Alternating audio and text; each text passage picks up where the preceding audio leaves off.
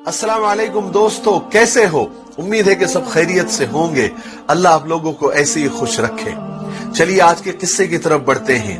आज का किस्सा बहुत छोटा, मुख्तसर और शॉर्टकट है, लेकिन सबक बहुत बड़ा है। आपको इसको पूरा जरूर सुनना चाहिए। मैं गारंटी से कहता हूं आपका एक सेकंड भी जाया नहीं होगा। अगर आपको अच्छा लगे तो अपने दोस्तों में और अपनों में इसको शेयर जरूर करना। किस्सा यह है कि सुल्तान महमूद गजनवी रहमतुल्लाह अलैह के पास एक शिकारी आया। उसके हाथ में एक चकोर था। चकोर एक परिंदे का नाम है जिसका फोटो आप देख रहे हैं, जिसका एक पांव नहीं था, वो लंगड़ा चकोर था।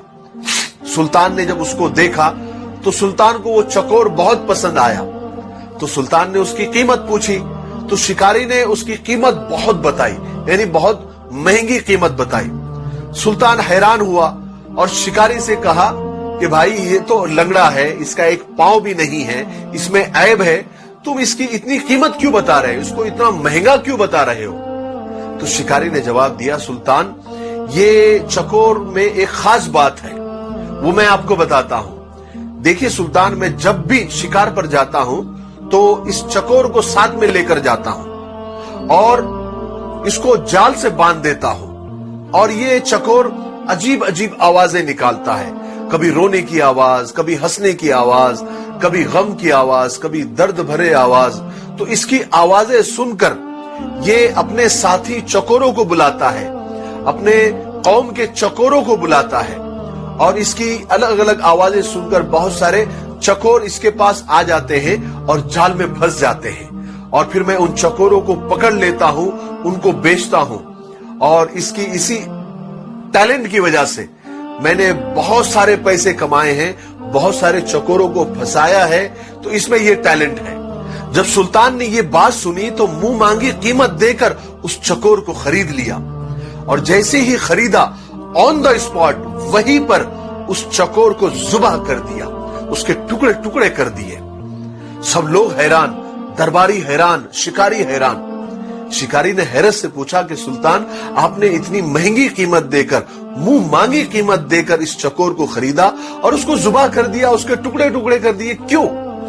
तो सुल्तान ने उस वक्त बड़े तारीखी जुमले कहे जो हम सबको याद होने चाहिए, जिंदगी भर याद रखने चाहिए। सुल्तान ने कहा, जो दूसरों की दलाली के लिए अपनों से गद्दारी करता है उसका यही अंजाम होना चाहिए, उसको जुबाह कर देना चाहिए, उसको कत्ल कर देना चाहिए। उसका जिंदा रहने का उसको हक नहीं है। उसका जिंदा रहना अपनों के लिए और अपनी कौम के लिए वबाले जान है। बेशक हमारे अंदर, हमारी कौम के अंदर, हमारे खानदान के अंदर ऐसे कुछ दलाल होते हैं जो होते तो अपने हैं मगर दलाली दूसरों की करते हैं, दलाली दुश्मनों की करते हैं, दलाली गैरों की करते हैं, और अपने ही कौम को और अपने ही खानदान के लोगों को दुश्मनों के हाथ फंसवा देते हैं, दुश्मनों के हाथ बिकवा देते हैं। मुझे इसी बात पर इकबाल अशर साहब के कुछ अशार याद आ गए।